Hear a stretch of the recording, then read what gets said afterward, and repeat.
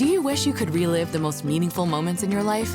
Like that legendary birthday celebration, your first wedding anniversary, or the day you got your diploma.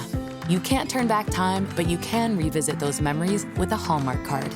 When you give a Hallmark card, you give a reminder of the relationships, emotions, and moments that make up their big, meaningful, magical life. So make the moment last. Make it a Hallmark card.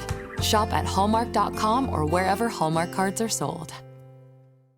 Hi, Ryan Reynolds here for Mint Mobile. Are you looking for a beach read this summer? May I suggest your big wireless bill? It's got suspense, mystery, a slightly flat, emotional arc, and a shocking twist where you realize you've been overpaying the entire time. Fortunately, though, Mint's story is better. Every plan, $15 a month. Even unlimited. That's it. Happy ending. Zero tears. Give it a try at mintmobile.com/save. Upfront payment of $45 for 3 months, $90 for 6 months, or $180 for 12-month plan required. $15 per month equivalent. Taxes and fees extra. Initial plan term only. Greater than 50 gigabytes may slow when network is busy. See terms. There's no place to escape to. This is the last podcast. On the left. That's when the cannibalism started. What was that?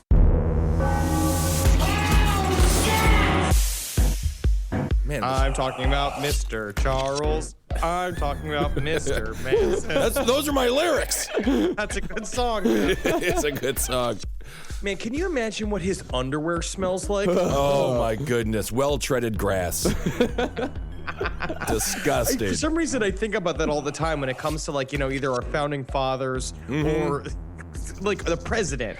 Like, right. What does Obama's balls smell like? I bet he probably has the nicest smelling balls of any president in U.S. history. There's no doubt about it. Like two onyx orbs Right. made of a unicorn hoof. Yeah, definitely. And then, of Charles course, Manson smell like a gin-soaked bramble bush. yeah, and then Roosevelt is somewhere in the middle there. Well, no, can you imagine Roosevelt? Ugh. Yeah, wheelchair nuts. Wheelchair nuts have to smell the worst out of all the nuts. There's no doubt about it. You can only get them cleaned once every 3 days. Absolutely, because it's a problem. Is because Eleanor hated lifting his ankles above his ears in order to get to him. Because she's just like, oh, better get to him. Oh, look at they're getting greener than normal. And that's been this week in Last Podcast on the Left, presidential history. Welcome to the show, everyone. That's Marcus Parks. I'm Ben Kitzel. We're joined all the way from Los Angeles by... Yeah, Charles Manson. Charles, you're there. You're out of the pokey. You're out of the I pen. stole the rap on the street. That's what I know. Yeah, I was born with a knife in my hand, and I got diamonds in my shoes. Charles Manson. Sounds like you just sell your shoes. Oh, no. He just has, like, the greatest frozen in time the vocabulary. He does. Like, possible. Like, as we watch, you're gonna listen to this episode, Charles Manson is such an interesting character as a person. He's like of course. He's sort of a jazz musician, kind of a serial killer, or not even a serial killer, kind of a, he's a bebop kind of guy. Boy, we went across America and we was on this trip that, man, it was a jive. Right, then what'd you do? We stabbed a bunch of women. Oh, okay. Stabbed a bunch of women. I thought you were going to go on. That wasn't my fault. That wasn't my fault. Right. So in case you Everyone have... I ever slept with was born with a mustache. All right, so obviously we're talking about Charles Manson today. And Marcus, once again, crack job on the research. Thank you, sir. Amazing stuff. Let's just start at the beginning of his life, which, man, this guy did not have a lot of chances.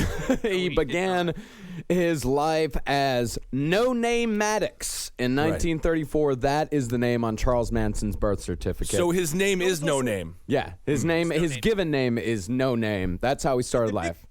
The big thing with Charles Manson that is very interesting is that he's different than any other big hitter that we've ever covered in terms of, like, he had definite goals.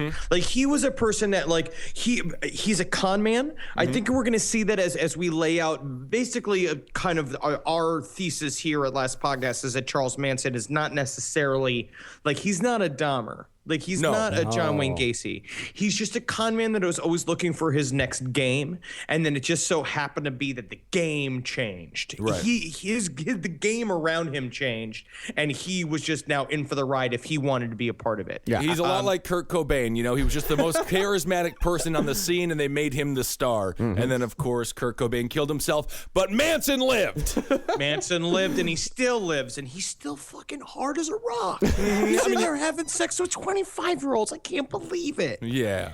Yeah, I don't believe Manson is a sociopath. I don't think he's a psychopath. He is a sociopath. He is a sociopath. You think he's a sociopath?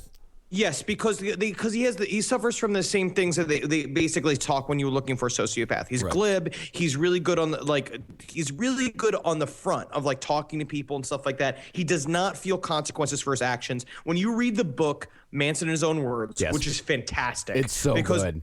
When do you get an autobiography written by the killer?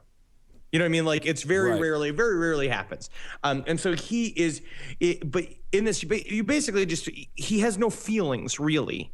I don't know. To me, it seems like he's got quite a bit of love in his heart. All right. So let's have the audience decide. One thing we know for sure, as we'll get into here. Marcus has a lot of compassion for Charles Manson. He does. It's a creepy amount. I have to be in studio with him, Henry, so at least you're an entire coast away.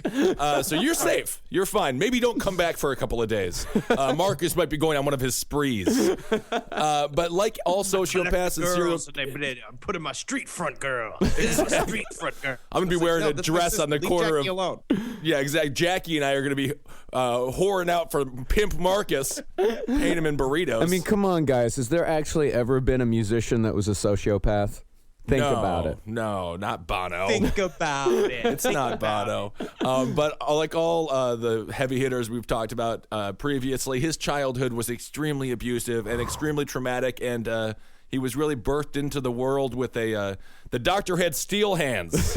It was a cold world for the poor boy. He was born. So his doctor was Colossus? Yes, that's correct. He's one of the best, but also the worst doctors in America. But he's the worst doctor in America, best doctor in Russia. He was born to a prostitute named Kathleen, although Charlie says she wasn't a prostitute. Charlie calls her a flower child of the 30s, 30 years ahead of her time. A flower child? What would that even be? A prostitute. He means a prostitute because it only existed during the flower child era. Yeah. I would also say that what I also love in Manson in His Own Words, because he talks about his mom. She's like, now my mama, she would go around and she was a friend of a man. Friend of many a man. But what do you call her, a prostitute? No. Maybe she sold her body a little bit. You never call. Because he loves his mother. Yeah, he does. Yeah, he does. And we're going to be taking a lot of this stuff from Manson in his own words. I did cross-reference a lot of this stuff that he said with other sources, and let's just say they don't always match up. Right. But who are you going to believe? You going to believe Charles Manson, or are you going to believe some fucking dickhead DA named Vincent Bugliosi? Bugliosi? Yeah, buddy, get behind the curtain, start wearing a mask, go beyond Broadway. You sound like a phantom. Okay? That's ridiculous. Sounds like an Italian horror screen star. Bugliosi. So Kathleen, she sued. We don't know who Manson's father is for sure. All we know is that she sued a man named Colonel Scott. I will say this. When your name is Colonel, you know what I mean? When you were given the name Colonel as a boy, that just shows. Well, we actually don't know what his first name was. That was just the name on the lawsuit. It was Colonel, first name unknown, Scott. Is it possible that his father is Woody Allen? I'm just throwing it out there. I could be the guy from Kentucky Fried Chicken. The Colonel. So she was awarded a lump sum of $25 plus $5 per month to raise little Charlie. Which really isn't that bad of a deal back in 1930s, right? Yeah, 1934 was when Charlie was born. Yeah. So Kathleen, she came from an extremely strict Christian household. She was rebelling against her parents. Her mother believed that the showing of an ankle was sinful and makeup was evil, only used by hookers. Kathleen had Charlie when she was 15. That whole Christian trip, that's going to come in that's going to come in a little bit later as far as how it affected Charlie. And this is for the parents out there. So if sometimes you got to let your kids go out and look like whores. That's you know what right. I mean? Like sometimes you just got to go out there and let them go out and dancing around, show that midriff, all right? Because it keeps them from having a Charles Manson later on in life. That's right. Yeah, where the name Manson comes from was from a dude named William Manson, who was much older than her, lived with Kathleen shortly after Charlie was born. He convinced her to marry him, which was not a good idea. How difficult was that? Yeah, a 16-year-old girl with a 1-year-old son named No Name. Right. I mean, if she says no to him, he needs to off himself immediately. Actually, no, it wasn't No Name. It was Noname, which is Swahili for uncared for child. Oh, dirt feet. Yes. Yes. And Charlie said he didn't know whether the divorce was his fault or his mom's, but he placed most of the blame on her. He said, she was always a promiscuous little broad. Yeah. One of Mom's relatives delighted to tell the story of how my mother once sold me for a pitcher of beer. Mom was in a cafe one afternoon with me in her lap. The waitress, would-be mother without a child of her own, jokingly told my mom she'd buy me from her. Mom replied, a pitcher of beer and he's yours. Waitress set up the beer. Mom stuck around long enough to fidget off and left the place without me. Several days later, my uncle had to search the town for the waitress to take me home. Some families And that is verbatim from Charlie Manson in his own words. Some families have like game night. And then this family was just like, leave the baby at the bar for a pitcher or beer night. And that's kind of fun. So I will tell you that if I've been at the bar several times and have been broke, and if I had a child and could, and in that moment, right, you asked me to give up the child for straight booze, because the booze helps you forget you even had a kid. Yeah. Right. Yeah. I would do it. I agree. I would say it's probably Charles's fault that they got a divorce, because I cannot imagine that someone's like, I would marry you, but you don't have a 1-year-old. And I'm really looking for a woman who has an annoying piece of baggage with her at all times. So not a kid that's literally been like a professional pickpocket since the age of 4 years old. Right. So Kathleen, not surprisingly, was sentenced to 5 years in prison for armed robbery pretty soon after the bar incident. So Charlie went to go live with his overly religious aunt, the sister of Charlie's mom, and a sadistic uncle until his mother got out of prison. And when she got out of prison, he describes it as the happiest day of his life. She got out when he was 8, but his uncle... This is a mother who sold him for beer. Yeah. That's how bad his uncle was. That when she got out, he's like, thank God, maybe I'll be sold for whiskey this time. And the reason why his uncle was sadistic is in the first day of school, apparently Charlie was a bit of a sensitive child, bit of a crybaby. So his uncle was of the mindset of, you're going to be a little crybaby? I'm going to treat you like a crybaby. You're going to be a little girl? I'm going to treat you like a little girl. So on Charlie's first day of school, his uncle dressed him in girls' clothing. And I just want to say, that that's actually a very progressive thing for his uncle to do, and I don't believe the gender norms need to be necessarily applied to children at a young age. Where did he grow up? In Fort Greene, Brooklyn? That sounds amazing. I mean, I'm looking at these kids. What I will say, though, they talk a bit of an interview with his aunt, and his aunt was like, Charlie hated going to church, but he loved to sing. What a beautiful voice Charlie had. Right. It's amazing. Oh, my God. So after she got out of prison at 8, they traveled around the country for a few years, just bouncing from man to man. Charlie tells a story that her mom, that one night her mom hit a guy in the head, like the badass guy in town. He grabbed her ass. She hit him over the head with a bottle of whiskey, and she said, Charlie, we got to go. And immediately they were out of town. And that was the life that Charlie lived for a few years. But man, he loved it. That's called an Alabama wedding. If you grab a chick's ass and she smashes a beer over your head, you're married. You owe her money. The other thing too is that Charlie during this time was also becoming, like, he even called himself like a bit of a rambunctious child. Is that he has been developing criminal skills, right? Basically watching his mother throughout this whole process. And like every one of her new boyfriends would all kind of say the same thing. I can't be with this woman and her creepy kid. She kept calling him like either creepy kid or like kid who's like guy like sneaking around. Yeah, sneaky was another word that he used. Because he would go in and he would pickpocket and stuff. So basically, Charlie Manson is the perfect mixture of all of the skills it takes to be a criminal. Oh, I thought you were going to say a newsie. Doesn't he sound like a little British kid who's about to jump on a soapbox and try to sell the papers? He's more of a chimney sweep than anything. But which we'll find out about when we go to the UK. We'll have to watch our wallets, won't we, boys? Yes. Yes, we will. But really, I mean, Charlie, at this point, you can still claim that he's innocent. He's just a child following his mother's lead. I'm sure she's like, steal that guy's money, I'm going to blow him, you steal his money. It's kind of sweet. A little bit. In a weird way, It's a little kind of, it's kind of Harold and Maudy. A little bit. Yeah. So after a few years, she gets tired of him when he's 12. She goes to a judge, says, listen, I can't take care of this kid anymore. Put him somewhere else. They send him to a boys' home. He escapes from the boys' home. The mother rejects him, says, no, listen, I don't want you. Go back to the boys' home. And so after he's there for a little bit, after his mother rejects him, he goes back, he escapes, and he goes to Indianapolis to live on the streets. So this kid, Charlie Manson, at 12, he's living on the streets of Indianapolis trying to survive. Why would he go to Indianapolis? Closest city. Okay. Because he said in Manson, his own words, is that he went to Indianapolis because he knew that it's much easier to hide from the law in a big city than out in the country, which is also just like a ridiculous thought for a 12-year-old to be able to have. You know what I mean? Like, yeah. He knew that. But he was living on his own for like 6 months. He like was stealing whatever money he could and living in a tiny apartment. He was doing better than you, Kissel. Yeah, that's amazing. 12 years old. I can't believe he was able to get renter's insurance. He had his own place. Wow, all the ladies coming through there. He was driving, huh? Yeah, well, it was a stolen car. Well, nonetheless. But he had a car. He was. God, this is adorable. Yeah, it is kind of adorable. He's kind of an adorable man. This is It's kind of like Charlie's Day Out. Charlie's Day Out. He's like that problem child kid. He's just, man. What a hell of a 12-year-old. And exactly what the problem child kid would have grown up into. Yeah. If it wouldn't have ended in murder, Charlie Manson would have been a really fun guy to talk to at the bus stop. Yeah. But then you also, like, at the end of it, you're like, are you waiting for a bus? No. I'm afraid of buses. Legally allowed on a bus. So, he goes back to reform school.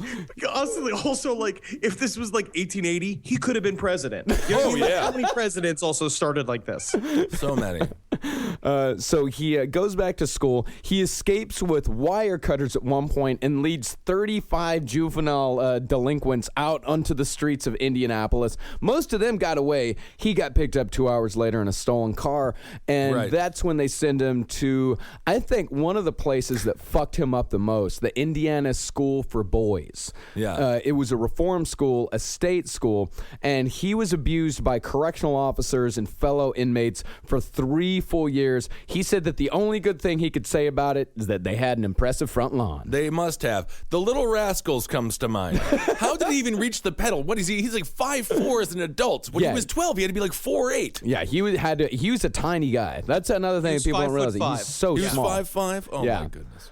This podcast is brought to you by Squarespace. Squarespace is an all-in-one website platform that helps you stand out online. Yes, that's right. You don't have to smash your face with a hammer. You can just start a business. It's got everything you need on Squarespace, from securing your domain to building a professional site and showcasing your work all in one place. Let's say you want to show everybody how you can carve your ribs out of your lower abdomen so that you look more like a Ken doll. That's amazing. You can bring your vision to life with AI-powered design or curated templates, plus flexible editing tools that helps you create something that truly reflects your style, especially if you are somebody that is trying to corrupt the young men of America. That's what Squarespace is really going to help you. Squarespace makes it easy. It makes it easy for you to put all that together, and you just go to Squarespace and do it all.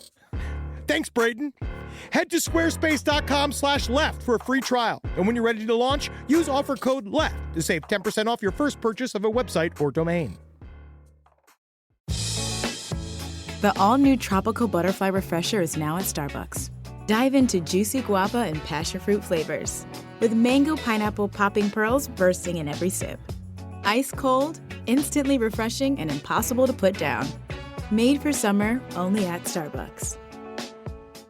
Hi, Ryan Reynolds here for Mint Mobile. Are you looking for a beach read this summer? May I suggest your big wireless bill? It's got suspense, mystery, a slightly flat emotional arc, and a shocking twist where you realize you've been overpaying the entire time. Fortunately, though, Mint's story is better. Every plan, $15 a month, even unlimited. That's it. Happy ending, 0 tears. Give it a try at mintmobile.com/save. Upfront payment of $45 for 3 months, $90 for 6 months, or $180 for 12-month plan required. $15 per month equivalent. Taxes and fees extra. Initial plan term only. Greater than 50 gigabytes may slow when network is busy. See terms.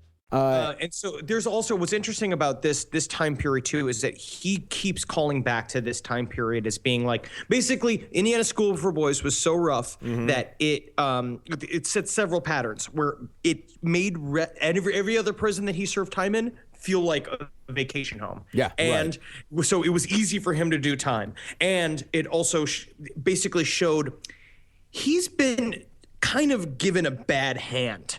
Charlie was given a bad hand since the very beginning. Like he's grew up as a kid, basically forced to be a criminal. And now that past is going to haunt him through this whole thing and basically set up his whole fucking life for him. Because basically he walked into the Indiana School for Boys with a reputation as being a hellraiser. And so the guys who ran the Indiana School for Boys were decided we're going to beat the fucking hellraiser out of Charlie. Yeah.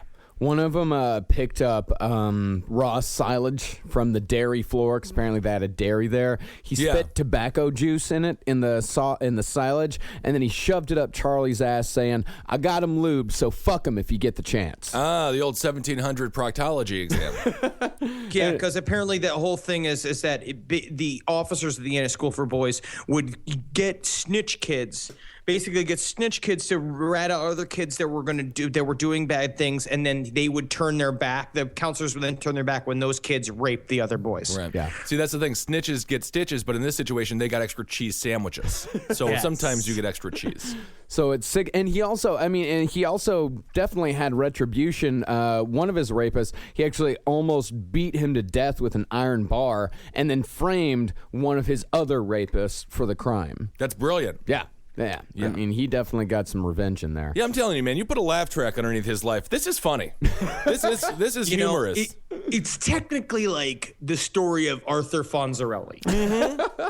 Hitting jukeboxes, getting them to play. Technically theft of services, by the way. So at 16, Charlie escapes, makes it as far as Utah, and so they take him out of the state reformatory and then throw him into a federal reformatory, which he describes as much nicer. Yeah. Apparently there's a lot more oversight in the federal reformatory. Sure. So that's, he's moving on up as far as the federal, as the prison system goes. Nicer literally just means that no one put silage mixed with chewing tobacco up his ass. Exactly. So anything is nicer. Yeah. I just skipped all the different various, they forced him to work dairy. He was beaten with a cane like every other day for any offense. Yeah. And then the guys who ran the dairy was this sick fuck who would just would work him really hard to the point where his welts from being caned were bleeding and actively while he was doing the work, and he would have the boys come and smack his ass as he was working.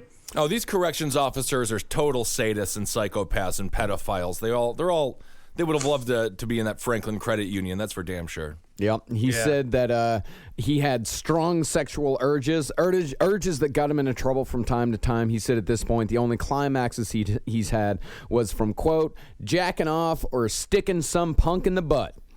Right. Yeah, he said, it's weird, though. It doesn't. He seems to transcend. We'll get into it. He doesn't seem to be gay. It's like a different kind of thing. It's a weird thing. Like it's just one of those things where a hole's a hole. There's sort of like the Michael Che joke, who's now the SNL Weekend Update guy, where he talks about how you can't catch gay, you can only catch gay in prison. Yeah. And that seems to be what happened to him. Yeah. He, it's also, think about it. He had spent his formative years from the ages of 12 to 16 in boys' homes, where it's like basically he was just jammed into these places where all of these kids were sexually developing, and they were just like, get a booger it. Yeah. All over each other, and that's got to be dangerous. I mean, they say that this even happens. There's this open secret in British boarding schools that those kids there, they, generally fuck each other with fair regularity. That's not a secret. Yeah. Yeah, man, that's why I just want to see the secret files of the damn Dumbledore. I want to go over to Hogwarts and see them tiny wizards all crawling all over each other, combing on each other's cone hats and sticking the wands up and soiled themselves. Yeah, you don't want to activate that wand, though. It turns your prostate into a gerbil.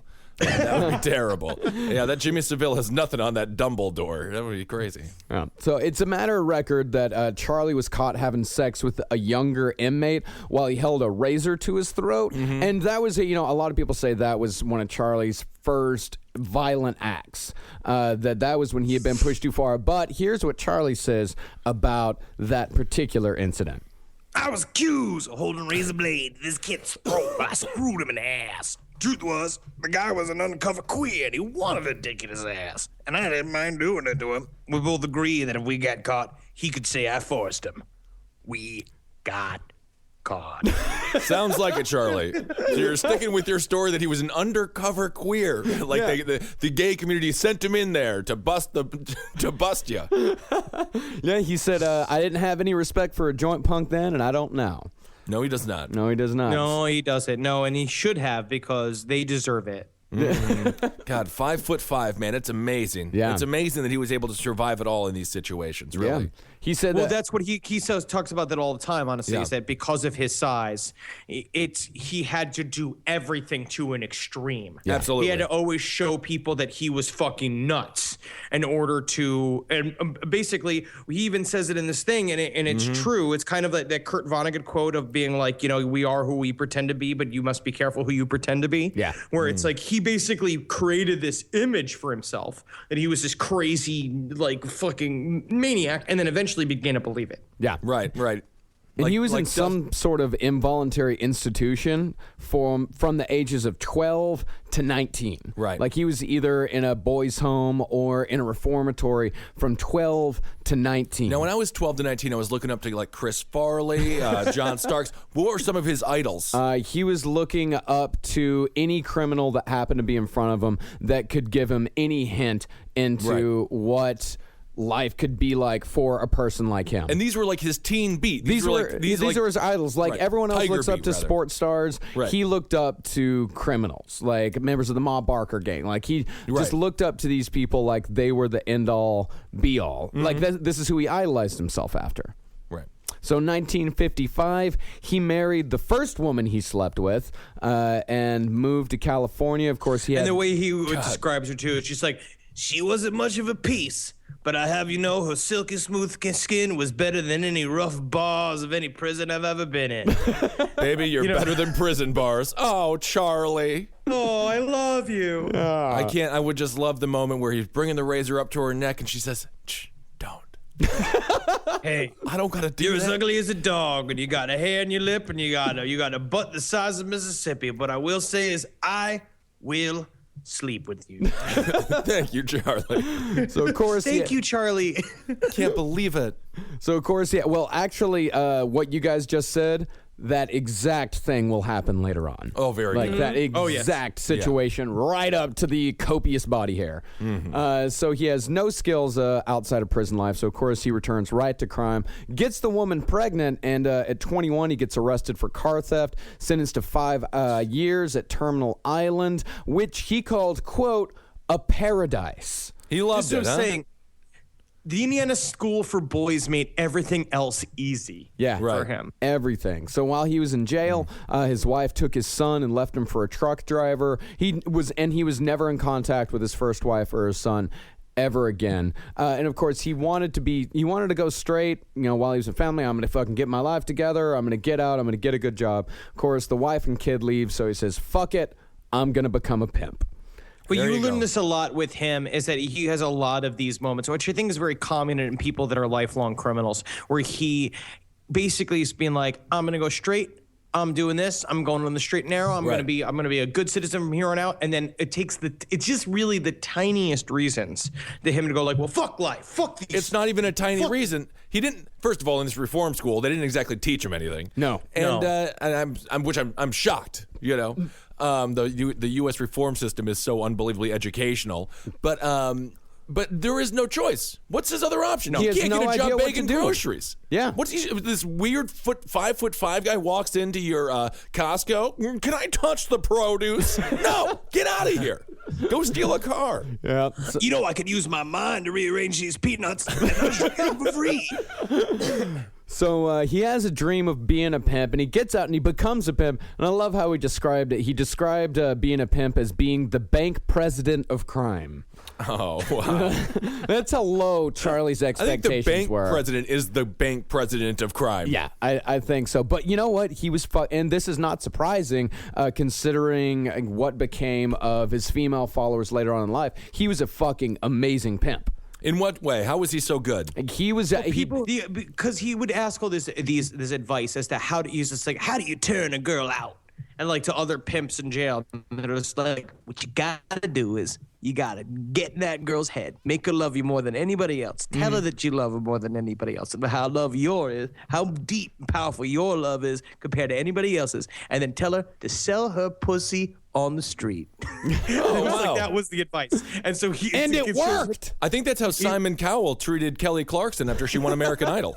But he was talking about with his, because he was like basically this like pimp philosophy about how like you could like all women want to do it. Yeah, and it's so fucked up because according to Charles Manson, he had a girlfriend as soon as he got out of jail and they were out of money, and he was just like, baby, I've been hustling and stealing for us, but I don't think we're making ends meet. It's like, will you sell your pussy for me? Right. She was like, sure thing, Charlie. Yeah. You bet. But the way he also described it, he's like, man, I was sitting in that car, I felt so bad about it, and she came down, and boy, she loved it. She loved every second. She just had a great time with it. He's like a developer who walks around and he's like, I'm going to build a building there, and he sees the future. He sees money wherever he looks. It's also Charles Manson's fucking perspective. That like women just loved it. That the women were so happy to be prostitutes. They were crying and crying and crying. They must have loved it. So he unfortunately transported some girls across state lines to take them to some conventions. So he's conventions. Were they going to Comic-Con? What were they? It's like the fucking Republican National Convention. Remember when it came to New York and there was a flood of prostitutes in the town? Oh, okay. That's what he was remember, doing. Ben. I remember, yeah. I was one of the prostitutes. So Charlie, he goes down to Mexico City where he says he partied and mingled with bullfighters who taught him how to use a cape and a sword. He took mushrooms. They didn't understand a damn word he said. So yeah, man, you don't understand what I'm talking about with squeeze shoes. him just flapping a cape and a bowl, and they're all just staring at him, just being like, you got to get out of here. Yeah, bull's scared of me, man. I can talk a bull's language. Watch me go, moo, moo. Moo, hey there, bull. Hey, moo, moo. All right. All right. Will you please go? So we will stop our Mexican act if you please leave. Okay? We're all just brown Americans. So please get out of it. So he hooks up with some Yaqui Indians, gets some mushrooms from them, and he develops a reputation as a real tough gringo, which brings the federales down on him. They send him back to the U.S. He was sentenced to 10 years in prison. Yaqui Indians, man. The story with Yaquis Indians is so stupid. He's just like, they're like, yeah, everybody said, oh, better not go to those Yaqui Indians. That's the only way you can get mushrooms from the Yaqui Indians. But they hate white people. So I was like, oh, I'll show you. I walk right up to them Yaqui Indians. and they're like, who are you? Why here? Please leave. And he's like, I'm your friend. I'm your buddy. Yeah, I'm doing mushrooms, man. He's like, mushrooms are for spiritual exercise. Please leave, tiny white.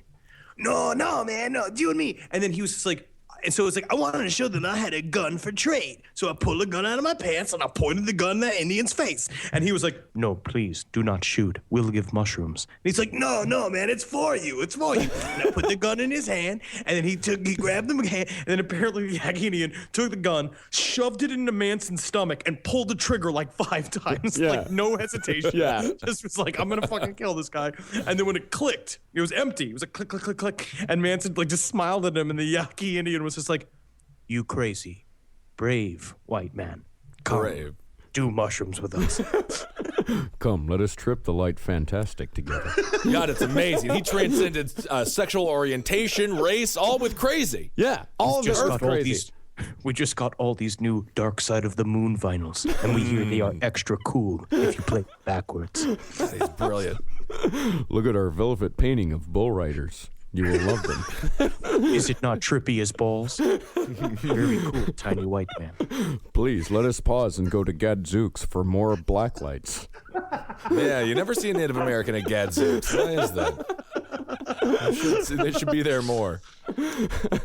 So Charlie gets sent back to prison. He gets sent back to prison, a 10-year sentence, and he starts looking back on his life, falls into a deep depression. He starts studying all kinds of different things. He starts studying Islam, psychology, hypnotism, and surprisingly enough, the one thing that spoke to him more than anything else, Scientology. That makes sense. He's crazy. He's an insane And person. also, Scientology is how he picked up several members of the Manson family. Yeah. Is that they were people that were already interested in, because we've talked about it a little bit. We have to do a whole episode about Scientology.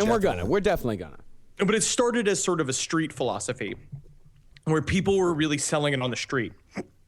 I guess they're doing it now the same way, but it was like it was kind of like a hip thing. Yeah. If you knew about Dianetics. Yeah, all the stars were doing it immediately. That was L. Ron Hubbard's big trick. I mean, it was a brilliant move. Yes, it was. I think he said a star is equal to 100,000 people, something like that. Yeah.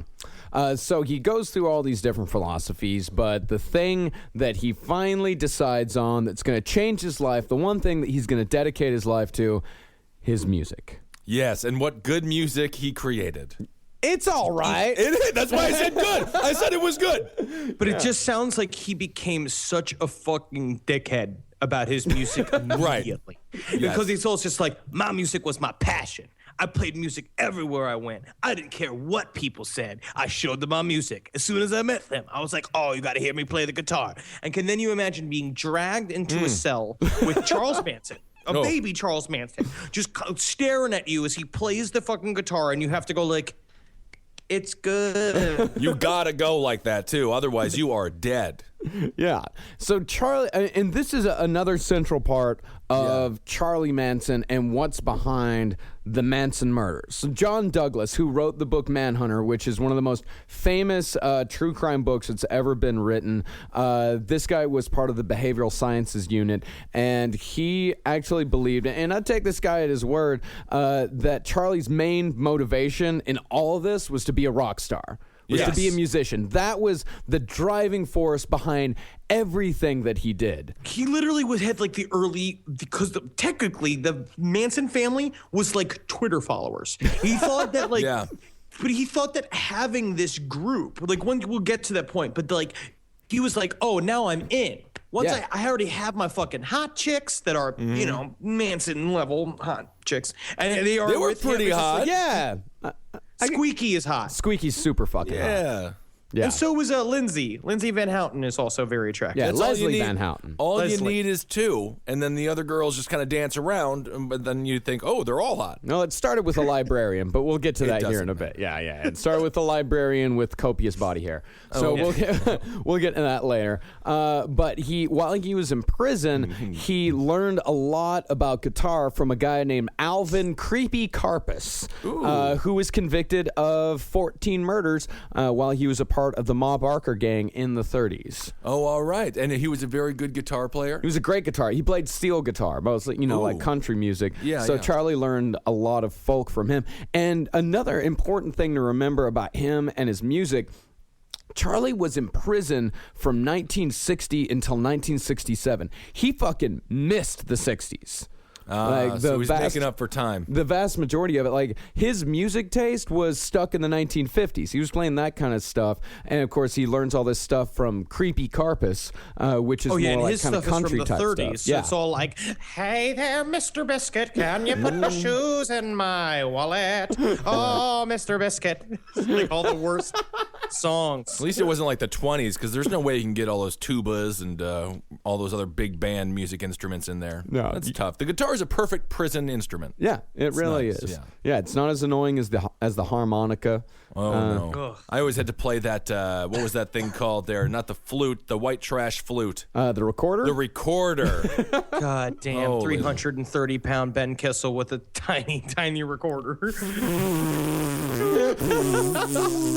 You can leave now, Ben. Okay, thank you. I'll never learn the recorder. Smash the recorder. I did smash it. So in June of 66, he was transferred back to Terminal Island. And Terminal Island at this point, a lot of this is a time of, Johnny Cash live at Folsom Prison. This is a time when musicians would regularly go to prisons to try out new material and to try out new band members. Right. This happened quite a bit, and this happened up until this was still going on in the 80s or in the 70s. If you watch this great documentary called Heart-Worn Highways, you see David Allan Coe going to a prison to play for all of these guys. And of course, all of his friends that he was previously in prison with. He did know a couple guys he was playing with. I'm sure he did. Yeah. So Manson was probably just like, they're all coming to me. Yeah. I'm the smart one. I'm already here. He legitimately thought that. He was just like, this is the best place for me, man. Yeah. Coming through here, it's like nothing. No, definitely what they want to hire is a 5'4", like tiny, wiry, crazy-eyed man who's crazed by the fucking steel guitar. So at 7 years after Charlie got there, they released him from prison. Only problem was Charlie didn't want to go. Like he wanted to stay in prison. He asked them, like, can I stay? Please let me stay. So sad. I'm so happy here. Because all he was doing was writing and performing music. He said that performing music was the only time he was ever confident in himself. The first time in his life that he was ever confident in himself. Oh, it wasn't when he had the razor blade to the guy's throat as he was butt banging him? I don't think no confidence there? I don't think there was much confidence. It wasn't a confidence move. It seems like a confident move to me. I don't know. But. So they gave him $35 in a suitcase of old clothes. And at this point, he had spent more than half of his life behind bars. And his prison conduct sheet at the time of his release said, and this is a perspective of Charlie that Charlie doesn't necessarily have of himself at this time. His prison conduct sheet said he has a pattern of criminal behavior and confinement that dates to his teen years. This pattern is one of instability, whether in a free society or a structured institutional community. Little can be expected in the way of a change in his attitude, behavior, or mode of conduct. Oh, man, they didn't mention my music. God damn it. Yes, and he's a very promising singer-songwriter who should definitely go seek out famous record producers in Los Angeles. There's also no way that he's going to help kill Sharon Tate. So send him free. So he gets out in 1967. It's the Summer of Love. And Charlie's like right smack dab in the middle of it. And like I said, the Summer of Love had no idea what was coming for it. That's what's so awesome. I do love Charlie for period too, because this in the later '60s, as it was heading towards the '70s, that the San Francisco scene, or like the whole hippie movement, was already beginning to take a turn for the right. Oh, everyone, after 5 years of doing mushrooms every damn day, your brain starts to go crazy and the society crumbles around you. Yeah, the Summer of Love was the peak. The rise and fall of the hippie music, or the hippie movement, the true one, is fast. It's like real fucking fast. Yeah, it you rises can only and trip falls. for so long. It rises and falls in a period of about 6 years or so. It doesn't last very long. So Charlie, he missed all the 60s, but he just heard that Haight-Ashbury was the happening scene down in San Francisco. So he goes down there, shines shoes for a while, and he said that a 15-year-old kid turned him onto the scene. I mean, did they even wear shoes? He's like, hey there, wild-eyed crazy man. You ever heard of a band called the Grateful Dead? Check them out. They're pretty good.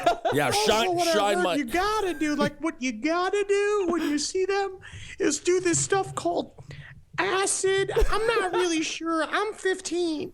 I'm just trying to go to school. I'm trying to be a president. My name's Bob Dole. Robert Dole. At this, Untold story. Yep. And Charlie Manson did actually take his first hit of acid at a Grateful Dead concert. All right. And he said he loved it. I'm not surprised. Absolutely. Time of his life. So he was one of those guys around Haight-Ashbury that would just wander around playing his music for anyone that would listen. He'd go into bars and ask the bartender, he's like, hey, could I just play for some tips? And if nobody gave him any money, he'd put on his loudest voice and say, I just got out of prison, and me and my two partners had come by this place to rob it. I'd talk my partners into letting me try to earn a few honest dollars instead of robbing the place. Now, if some of you bastards don't put a few dollars into this empty hat so that I ain't a liar, I don't know how long I can keep my two partners from walking through that door with their shotguns. And he said, it was surprising how effective those words were. Yes, technically, Mr. Manson, that is robbery, actually, at this point now. I swear to God, everything that Charlie Manson says sounds like a fucking Murder Fist sketch. Yeah. It really does. I mean, that's what's so... It's because he has the same logic. He has the same Murder Fist logic. Right. Which is just being like, it's like, how do I got to be an honest man. What am I going to do? I got to crime my way to it. Right. That's crazy. He took acid at the Grateful Dead concert. Everyone up there for the Grateful Dead is just having a great time thinking about peace and love, and they don't even realize they're entertaining the person who was going to end their entire movement. Yeah, that's weird. When you're an entertainer, when you're in a band or a comedian or a sketch group, you never know who's in the crowd. You might be making a serial rapist or a serial killer just love you. Like Murder Fist, I'm sure after a Murder Fist sketch show, there was at least one person who goes up to Henry and be like, man, you're my favorite comedian. You're so goddamn funny. And in 3 weeks, we're going to read in the paper he had a bunch of babies in a cement box underneath his apartment. Please, last podcast on the left listeners, if you are having any thoughts of murder or anything criminal, please seek help. Seek help. But I will say, I think that anybody within a 5-foot radius of Charlie knew that he was going to be a murderer. You know what I mean? Like, knew that he was going to be bad, especially at that concert when he was just like dancing like a little too hard, a touch of gray, you know? So eventually Charlie made his way up to UC Berkeley just to play a few songs, and he met... Oh, he didn't enroll? He's not going to go? No, he's not going to Berkeley? Oh. Not going to Berkeley. And he meets the very first member of the Charlie Manson family, Mary Bruner, a.k.a. Mariochi, Och, Mother Mary, Mary Manson, Linda D. Manson, and Christine Marie Ukes. That's the one that's the name that I don't know where that name comes from. I don't know how you get the nickname of Christine Marie Ukes. Yeah, Utes sounds like something that would go with a Southern breakfast or something. Hey, it's Ryan Reynolds here from Mint Mobile. Now, I was looking for fun ways to tell you that Mint's offer of unlimited premium wireless for $15 a month is back. So I thought it would be fun if we made $15 bills. But it turns out that's very illegal. So there goes my big idea for the commercial. Give it a try at mintmobile.com/switch. Upfront payment of $45 for 3 months, $90 for 6 months, or $180 for 12-month plan required. $15 per month equivalent. Taxes and fees extra. Initial plan term only. Greater than 50 gigabytes may slow when network is busy. See terms. You know, all the Manson family, they all had their straight alias. At least most of them did. They had that name, like, because they got arrested a lot for having false ID. Right. That they would just throw around, and they did, but they all did get arrested. I'm going to be Starcrust Manson and Catherine Blubbard. Hi, hello. My name is Robert Moontree Pemberton. Okay, Mr. Pemberton. So Mary Bruner, she was a librarian who had just moved to California from Wisconsin. Oh, all right. Well, that explains the hair. Yeah. She didn't have many friends. And Wisconsin women are beautiful. They are beautiful. I love every single one of them. And if you're from Wisconsin, you are for me. So Charlie talks his way into letting him stay at her apartment. After a few weeks, they started sleeping together. And as Charlie described it, it's just a beautiful courtship. But this is actually kind of romantic. A few weeks. I mean, he didn't aggressively sexually assault her or anything. Like, I mean, well, that's what Charlie said. He said that he said that you know, everybody paints me as coming out and immediately starting to fuck all these women. But I tell you what, it was quite a few days before I got my balls out of hock.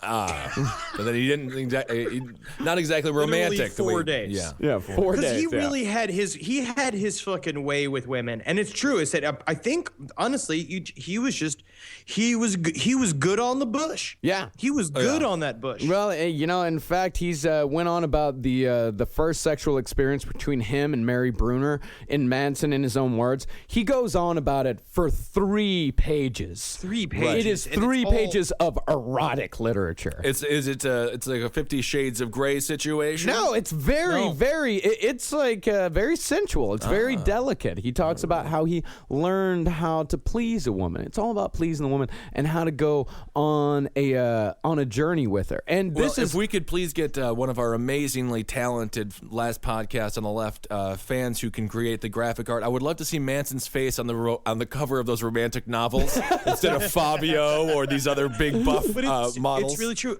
And again, up to this point, Charles Manson is kind of a cool guy. Like, he's he's a mess, and he's like a very he's got to be rough to have a fucking conversation with, but he's got a cool pass. Right. He eats that tush 24/7. Everyone knows was on how to drugs. talk a good talk. Yeah, he does, he'd man. Be fun to hang out with. Yep. Now, was he upfront with his criminal past to these people? Absolutely. So he was. No, that's how he got them. Yeah, that's how he got people. That's how he was a cool dude. You know, he's like, yeah, I'm a criminal. I've been in prison. You know, I know the ways of life. Yeah.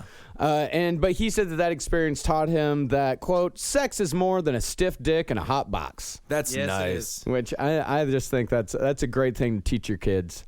Yep, sex is But more this than is also this is where he also began his fucking guru rap. Yeah. Was during this time. Where it's that like while they were having sex and he would just be like, "You are God, I am God. We are all our own gods. We are made of the universe." And it was like started this thing which was just like awesome during sex. Yeah. And then he Yeah. started realizing I can use this all the time. Yeah. That's exactly the way that Pastor Joel Osteen started his ministry as well, and now he's selling out Yankee Stadium. So think about but that. it started with like a 4-year-old boy. And Yes. he's telling him that you are Clifford the Red Dog. I am Clifford the Red Dog. We're both Clifford the Red Dog, which is kind of gross. He also brings the 16-year-old girl named Darlene into the mix, who doesn't really stick around with the family all that long. But he loved the power that all this gave him. That Right. he would fuck Darlene during the day and then fuck Mary at night. And the power that he was able to have over these women, that how he was able to essentially hypnotize both of them,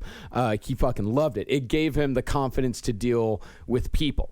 Right. In I a would also say- non-prison setting. Sure. Which we're also going to see here too, are the seeds that are planted. That, like, honestly, of all of the people that you can compare Charles Manson to, I would compare him to like Hitler.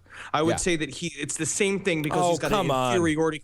No, I'm not saying on I'll scale. agree with it. No, not on a scale, but as far as personality goes, fairly similar. He's got an inferiority complex that expresses itself in the way that it did, because it's all about control and power, and nothing is, and because his sexual desires are being satisfied, like when Hitler had like Jewish girls pee all over him. You know, No, he your liked the grandfather was dump. there. Yeah, he your liked grandfather was feeding him Gatorade.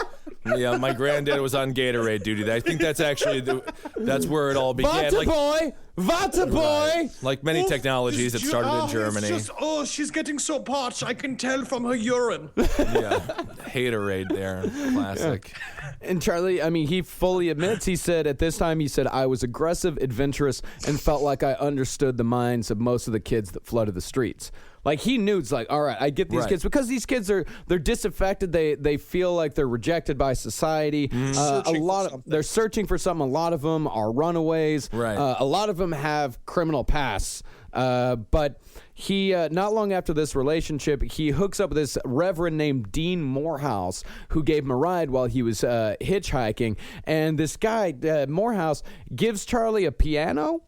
And Charlie took the piano and traded it for a cheap Volkswagen van. And so at this point, the Manson family is mobile. Brunner quits her job, and they start to just drift around California, meeting other women. I think it would have been cooler if he would have just put tires on the piano. You know, just roll around that. I could see the Manson family living like the Chuck E. Cheese group. Slowly turns into a Snoopy like thing, where he's like riding the top of it. It's got like a steering wheel. Now, did anyone learn how to play this damn thing? Yeah, we will say that this is, you were right here in your assessment too. It's like this is what made the Manson family, quote unquote, possible. Yeah, was this van. Yeah, it was this is when recruitment could truly begin, because then they had a house, because this little Volkswagen bus was their home for the next about year and a half until they got a hold of a black school bus. Which is honestly, if you are looking to escape your house in Wisconsin or Minnesota or some rural parts of the South, the idea of rolling around the West Coast inside of a black school bus is fucking awesome. Yeah. And a van is like, okay, but that's a hell of an upgrade. Yeah, a van's all right. So they wandered around for a while. They wandered around Southern California. They go down to L.A., where a former prison contact told him that he could set him up with a producer. So Charlie calls up the studio contact. Just Los Angeles. That's all of Los Angeles. It is. That is like what Los Angeles is as a whole. Of just like a criminal promising you that he has connections to a record producer, and then you show up and a guy with a fucking like jukebox costume on fucking steals your wallet. Exactly. Yes, because the studio contact was, quote, out of town for a few days. Yeah, he's out of town. So Charlie just, they wander around L.A., where he meets a young, freckled, red-haired girl named Lynette, a.k.a. Squeaky Fromm. Now, Lynette Fromm is like literally, Squeaky Fromm is a woman out of time. Yeah. She is a woman that it's just like, because we were going to do this a while ago and we never did it, but I also see that too. If she existed and there was like an OkCupid profile of Squeaky Fromm, it would blow up. She would just be exactly what you wanted. You know, she's like, you know, easygoing girl, looking for a good time, just want somebody to stare at the stars with and, you know, and eat my pussy while calling me Jesus. Right. Squeaky Fromm. Oh, yeah. Redheaded, cute, approachable. Squeaky Fromm. Innocent. Oh man, I definitely would have sent a message to her on OkCupid. Definitely would have swiped right on the old Tinder. She would have been thrilled with it, Marcus. And thank you, Judith, for photoshopping that wonderful photo of me coming to the rescue of Squeaky Fromm, or carrying her out of a courthouse after she made quite a mess in there. Or she was a burning building. She was not complicit in any of the murders, but in 1975 she did pull a gun on Gerald Ford. Gerald Ford. She pulled the gun on. The gun didn't go off. Well, of course not, because it's Gerald Ford. Everything went wrong around that guy. Fell down constantly. The man was a goof. Yep. And she was sentenced to life in prison for that. Right, yeah. What that would do that. So as a kid, she was a performer in a popular local dance group called the Westchester Lariats. In the Can you 50s? imagine being forced to go see the fucking Westchester Lariats on a Sunday? Can you imagine just... All right, let's go see the fucking Lariats again. I actually think people probably loved it. It's Westchester. Yeah, she was on the Lawrence Welk Show. There you go. She performed at the White House. Wow. T for two and one for me. God, I love this show. Just take off your shirt. And here's a really interesting fact that I had no idea about. And this is another interesting thing about the Manson family, is that they have a lot of connections at one point in their life to famous people. Squeaky Fromm was friends with Phil Hartman in high school. Yeah, that was insane. Yeah. The late, great Phil Hartman from SNL. Yeah. Unbelievable. That story, that ended tragically. Isn't it weird that Squeaky Fromm lived longer than Phil Hartman? I don't like the joke, Henry. It's still too soon. Phil Hartman's psycho wife from North Dakota, cocaine fiend. This is why you can't marry someone who also wants to be famous. They get jealous. Never marry a success. fun person. Never. That's the moral of that story. Yeah. Do and blow. For a little while, it's a great time staying up all night, banging all the time, and the next thing you know, you want to go to sleep, but she doesn't, and then you die. Yeah, so she die uses and the die. permanent alarm clock that wakes you up into heaven. The old revolver to God. And of course, Squeaky, she was not a happy teenager. She worked at a canvas shop where coworkers would see her burn herself with lit cigarettes. She'd shoot staples into her forearms. I would have been with a friends staple with her. gun. Definitely. I was friends with a girl who did that exact same thing. Yeah. I was in love with the girl in junior high school that carved Kurt into her arm. That was like the hottest thing to me. I thought she was so cool. Like Kurt Loder? Kurt Loder. Fucking Loder. Big MTV News fan? Big MTV News. Yeah. It was actually, it was Kurt Douglas is what she kept saying. And I was like, it's Kirk Douglas. And she's like, no, it's Kurt. Yeah. So in high school, Squeaky, she started getting rebellious, started taking drugs, drinking a lot. She got into an argument with her father over the definition of a word. And so she packed her bags and left home for the final time. Lord, what a powder keg. That must have been every dinner. Yeah. It was just like, right. what the fuck are we going to argue about tonight? Yeah. The word was father, and they disagreed with what it took to be a good one. Yeah. That's sad. Yeah, that was just sad, Ben, because that seems like that could be very likely what it actually was. Yeah, it was probably like, what does it mean to be a dad? He's like, I've taken care of you. And she's like, you haven't eaten me. You don't care about me. You don't Because care. again, a big thing you're going to see, we're going to see as a pattern with all of these women too, is that that standard like feels out of place. Feels like they don't have a group, feel like they don't belong, feel like they don't they don't belong to their families, they don't belong to society. Right. And Charlie kind of got this ability from prison. They said basically it should have probably came from prison, which is like instant reading of people. Yeah. Of being able to like pick out who's vulnerable and put his point of view directly in their heads, and they are ready to like join up with him. And keep in mind, they're lonely. This is the 60s. We're still in the 60s, maybe early 70s. This is 1967. 1967. This is well before Ted Danson ran a bar called Cheers. So these people didn't know where to go. They didn't have any other place to be where everyone knew their name. If only this was Cheers existed then, Sharon Tate would be making, I don't know, Devil in the Details 3 or something bad. Oh, my Devil in the Details is one of my favorite franchises. That is a great one. So Squeaky ended up in Venice Beach. She met Manson. Of course, he charmed her. And Squeaky... God, I would love to see Manson on Venice Beach and Muscle Beach. Oh, man. Yeah, look at them. Yeah. They think they're tough. They think they're strong. Huh? Yeah. They're not strong. They don't know the strength of the mind, my friend. They don't know the trip that I'm on. Just stares at the barbell for like 15 minutes trying to raise it. Yeah, not today. Okay.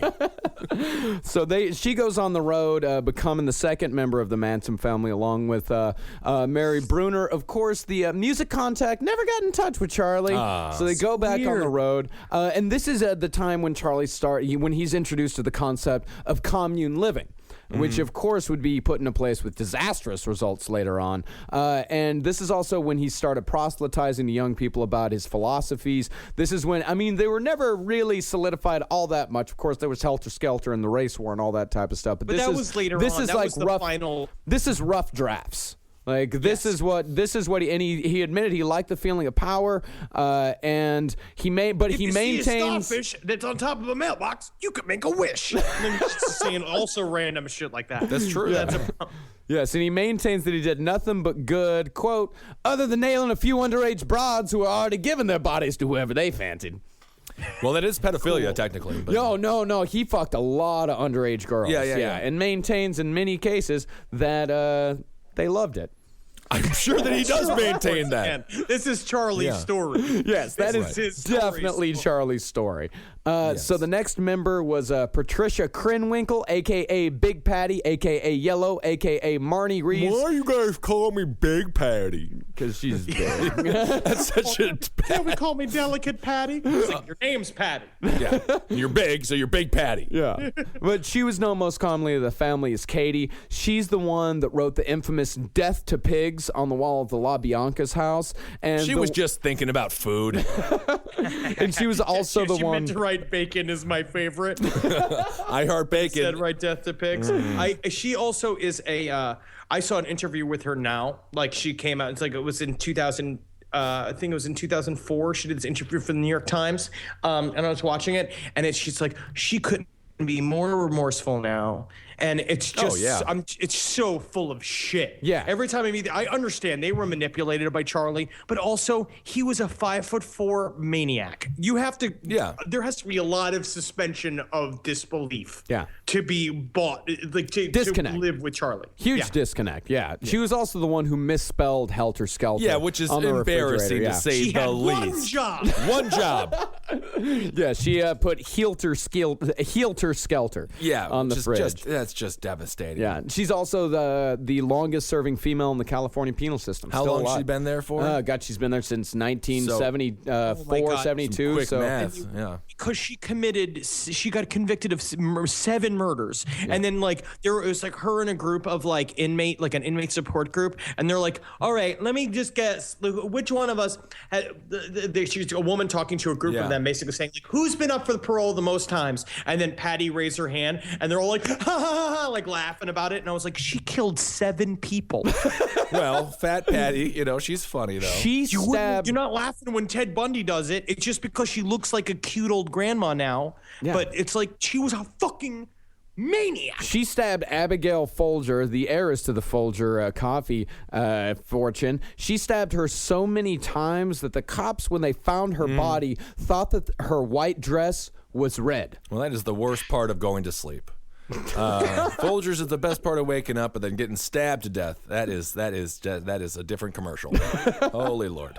So she suffered from low self-esteem. Oh, she was teased for being overweight, and because she's fat. She should have lost weight. That's what you do when you're teased for being fat. You lose weight and you succeed in life. So she also had excessive growth of body hair, which was caused by an endocrine condition, and she had taught Sunday school in the past, and she'd even thought thought at one point of becoming a nun. How is a person who proves the fact there is no God because he made her fat and hairy trying to teach kids that there is one?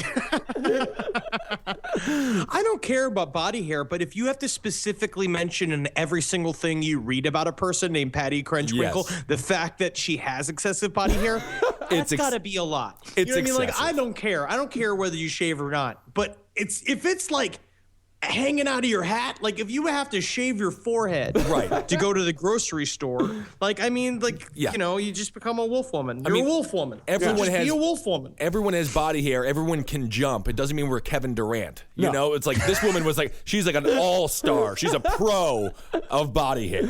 Yeah. So she met Charles Manson in Manhattan Beach in 1967. Squeaky and Mary, they were already along for the ride. They were already known as Charlie's Girls.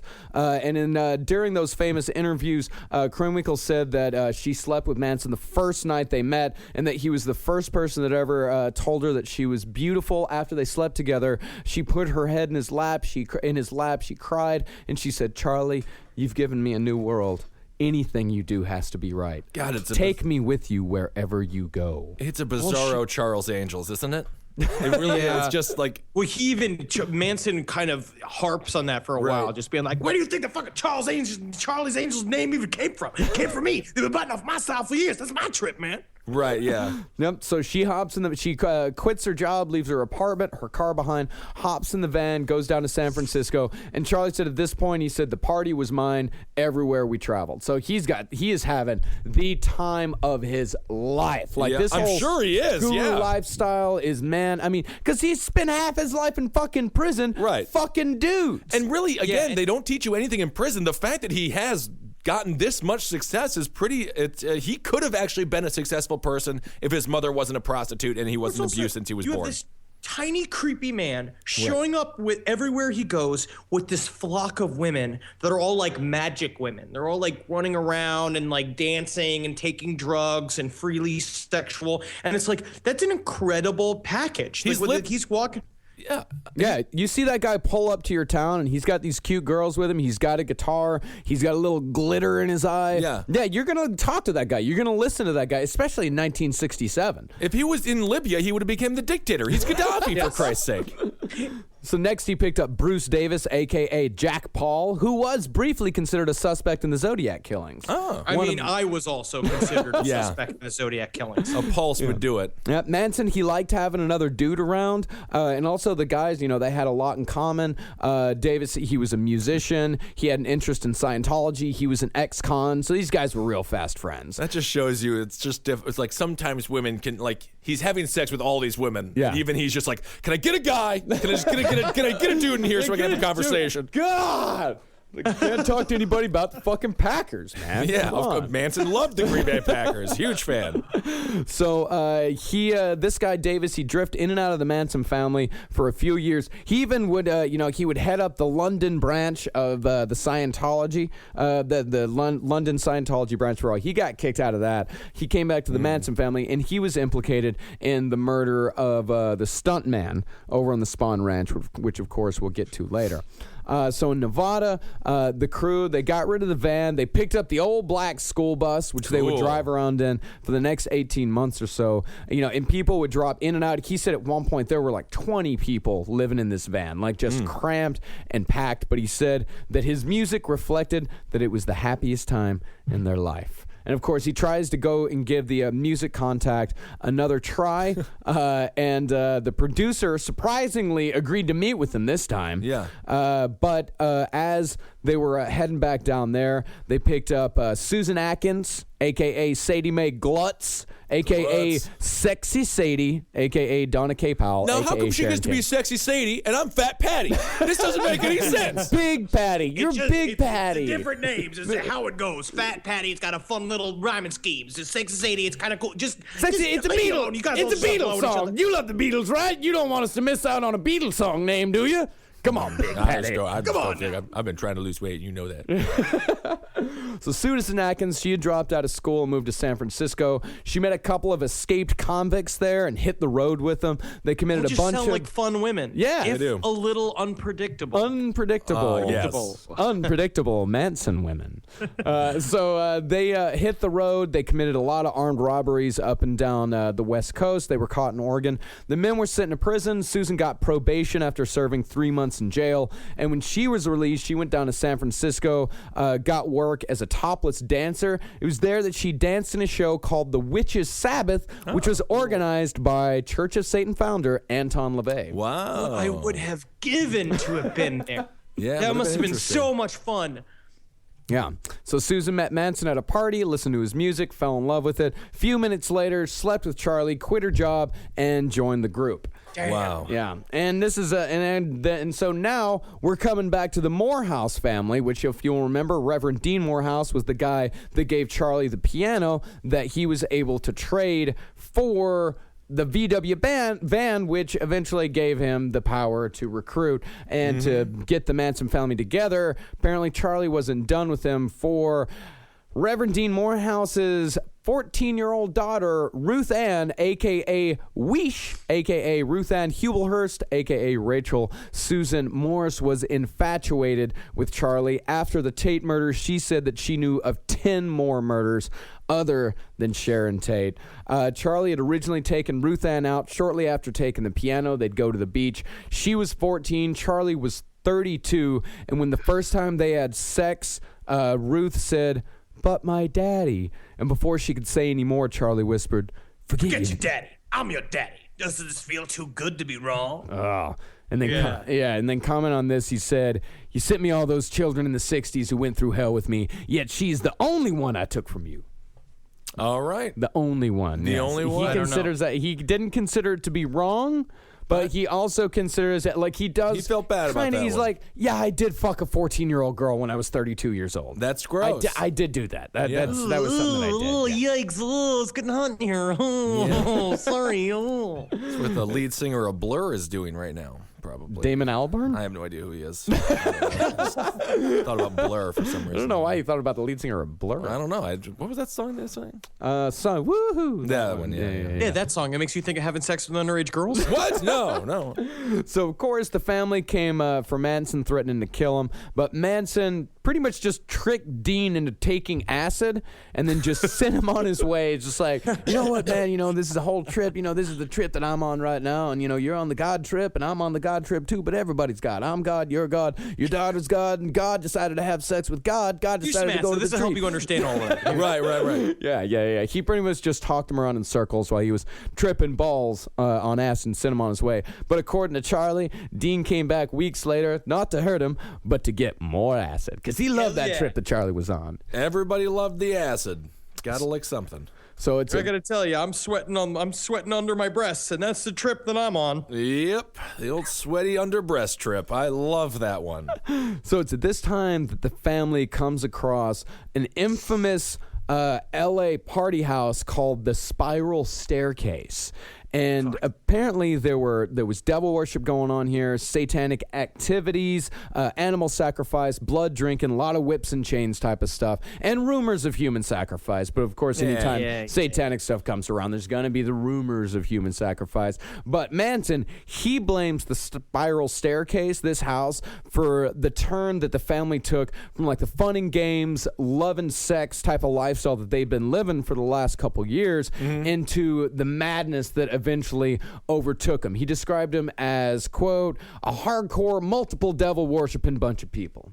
And I just feel like, when a party goes on too long and it starts to get dark. That's kind of what this is that when you've been drinking and doing a lot of drugs and it starts getting that turn, that really weird turn. And this is where it basically happens for them and it switches their whole perspective. Because really at this point, it was a sex-based group. Yeah. Right. They were just they were all having sex with each other and like doing free love and that's kind of thing. And it just started taking this fucking turn. And then Charlie, being the con man who he is, it knows he has to be ahead of the curve, has to now instate himself as the leader of this devil worshiping group.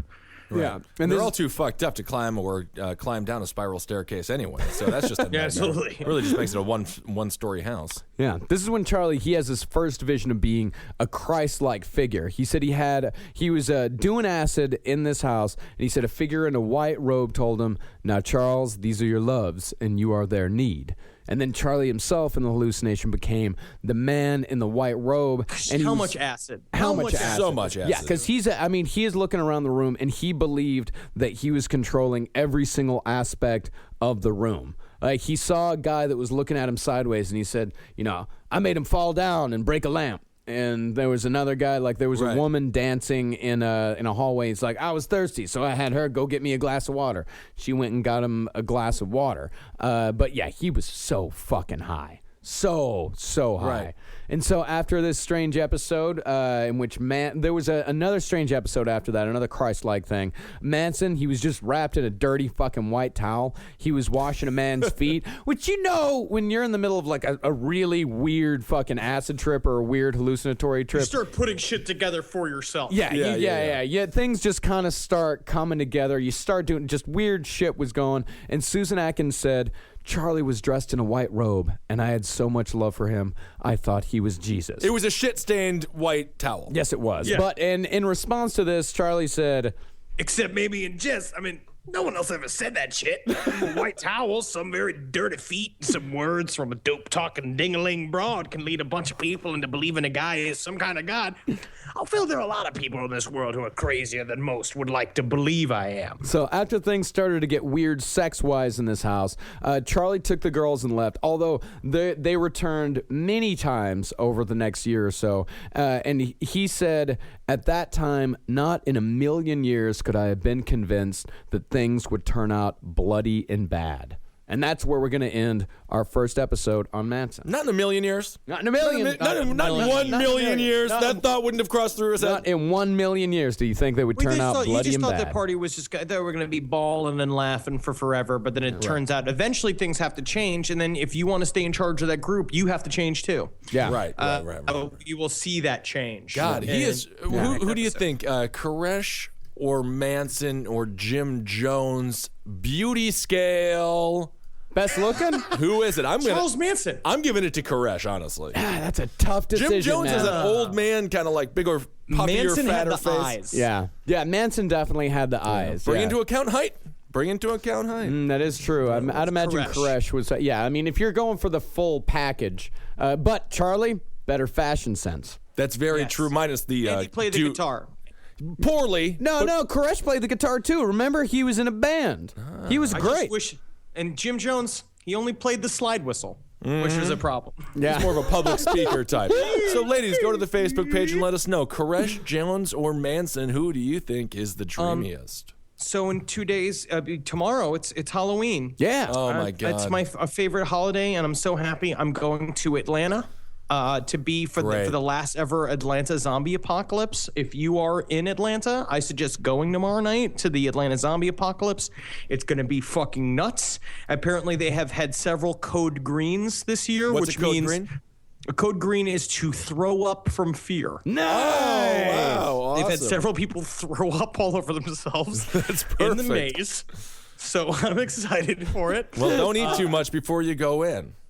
No. I'm going to have a big slab of barbecue. Oh, yeah. I'm Yeah, really don't have excited. those 3 hot dogs that you and Jackie had at Haunted Halloween. Yeah, by the way, on the last round table, Jackie described her experience with you slightly different than you did, Mr. Zabrowski. No, I said I was scared. No, you did not. No, you I told you did the not. story about the fucking Dracula guy No, popping out, and I fell over the fucking stalactite and hurt my knee. You said it was nothing but political correct garbage, just commercial nonsense. You're a drunk. It's 11 a.m. I'm possibly drunk. Yes, possibly. All right, everyone. Thanks so much. We'll do a hail yourselves. Yes, hell yeah. And before we get out of here, don't forget to go to cavecomedyradio.com/last podcast on the left for more episodes and to get your Last Podcast on the Left t-shirt. We just sent out our second batch yesterday. So if you ordered after we got our first batch, you'll be getting your t-shirts in a couple of days. The international people who didn't get theirs in the first batch Dispatch are going to be getting theirs here in the next week or so. So if you want your Last Podcast on the Left t-shirt, go to cavecomedyradio.com/Last Podcast on the Left. There is a PayPal button there. It's $25 for domestic or $40 for overseas. And it's a fucking awesome shirt. Ben's wearing his right now, and it looks fucking awesome. I'm loving seeing all these people wearing these shirts out there. And thank you guys. It means a lot. Thank you guys so much for your patience with that. You know, it's just us three doing this entire thing. Yeah. And so we're doing the best we can, and we just really appreciate you ordering, and we'll get them to you as quick as possible. As quick as humanly fucking possible. So yeah, thank you guys so much for all the t-shirts that you've ordered so far, and thank you in advance for the ones that you will order in the future. All right, let's go to Magustalations. Oh, I'm sorry, Henry.